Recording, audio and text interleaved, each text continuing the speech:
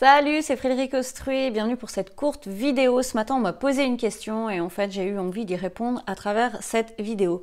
En fait, il y a une personne qui m'a demandé de quelle famille d'âme elle faisait partie. Alors, je t'invite vraiment à ne pas t'enfermer dans des concepts que tu vas trouver dans des livres ou à travers des personnes. Pourquoi ? Parce qu'en fait, dans les mondes invisibles, il y a plusieurs vibrations, il y a plusieurs dimensions et plusieurs temporalité. Et toi, en tant qu'être vivant, tu fais partie de la matière, mais aussi de ces différentes temporalités et de ces différentes dimensions. Qu'est-ce que ça implique ? Ça implique que tu as plusieurs visages. Et si tu te réfrènes à un seul truc, c'est comme si tu ne vas pas t'autoriser en fait à ouvrir tes potentiels. Alors, c'est important d'accepter ta magie, d'accepter que tu es guérisseur, sorcier, passeur d'âme, que tu es toutes ces choses-là. Et en même temps, ça fait partie de l'évolution humaine dans sa spiritualité. C'est-à-dire que le premier niveau en fait, que l'on va toucher, ça va être justement la relation avec les défunts. Parce que lorsqu'on est en tant qu'être humain et qu'on meurt, eh bien, on passe dans la dimension qui est la plus proche de nous. Donc, on va relationner avec les défunts. Et dans cette dimension-là, on va pouvoir relationner avec les anges, les archanges, parce que c'est des choses qui sont très proches de nous, en fait. Et plus, en fait, tu vas avancer dans ta spiritualité. Donc, qu'est-ce que ça veut dire ça, déjà ? Je vais revenir dessus. Plus tu vas monter en fait dans l'exploration d'autres dimensions.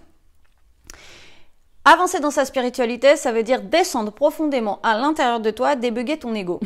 En fait, plus tu veux monter, plus c'est important de descendre à l'intérieur de toi. Débugger son ego, ça veut dire quoi ? Ça veut dire t'arrêter et regarder avec un regard clair et le plus objectif que tu peux tes souffrances, tes poids, tes peurs en fait. Okay ? L'être humain, c'est binaire, c'est peur, amour. Donc, à chaque fois qu'il y a un truc qui bloque, c'est que tu es dans une peur. Donc, va voir la peur et transmute-la en amour. C'est l'alchimie. Hein. C'est vraiment ce que je te partage en fait au fur et à mesure et ce que je fais dans les coachings, c'est de travailler l'alchimie. Et si tu passes ton temps en fait à aller chercher des trucs New Age dans les autres dimensions, bien, il y a un moment donné, tu vas te désincarner. Donc, qu'est-ce que ça va créer ? Ça va créer encore plus de frustration, ça va créer de la colère et ça va créer encore plus de peur parce que tu vas t'éloigner de la dimension matérielle. Alors que la spiritualité, elle est faite pour être incarnée dans ta dimension matérielle. Donc, si je reviens par rapport à ces familles d'âmes, pour moi, une famille d'âmes, ce sont les personnes avec qui tu vas connecter dans ta vie et qui vont t'apporter des messages d'élévation, des personnes qui vont être sur les mêmes vibrations que toi, des personnes avec qui tu vas pouvoir faire un travail spirituel, que ça soit dans des activations ou que ça soit comme des maîtres, des enseignants, des coachs, tout ça. Ça, c'est ta famille d'âme. Tu vois, c'est comme... on a une famille, un père, une mère, tout ça, des cousins, mais ça on le choisit pas. Ta famille d'âme, c'est toi qui vas la choisir. Et plus tu vas t'aligner avec qui tu es, plus en fait vous allez être aimant avec ces gens-là. Aimant aimanté. Mais même tu vas monter dans l'amour également. Et donc tu vas te rapprocher instinctivement de toutes ces personnes. Déjà, juste si tu es là en train de regarder ma vidéo, c'est qu'on a une connexion ensemble, dans une autre dimension, dans une autre vie, on a eu déjà une connexion. Et si mes vidéos te parlent, eh bien c'est que cette connexion, elle est encore plus forte et donc tu vois, après il peut se créer des relations.